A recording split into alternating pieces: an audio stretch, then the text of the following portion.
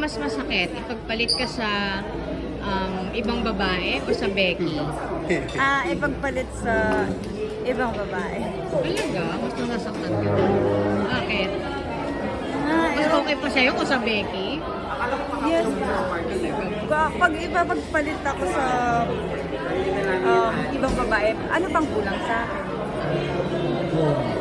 Ano bang kulang pa? Bakit naghanap pa siya ng ibang babae? Thank you. Based on sa movie, parang anong mas masakit sa'yo? Ipagpalit ka sa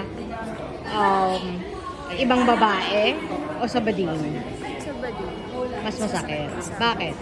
Kasi syempre, at first, minahal ko kasi siya na, alam ko, straight siya.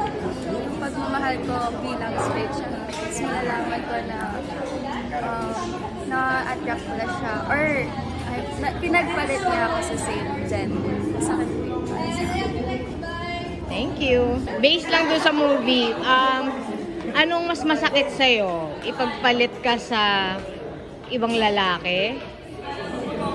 O ipagpalit ka sa babae? Sa akin kasi pag pinagpalit ka, masakit talaga eh. So para sa akin, pareho masakit. Pareho lang. Pareho lang. Walang mas nakaka-insulto. Mas nakaka-insulto. Talaga ba?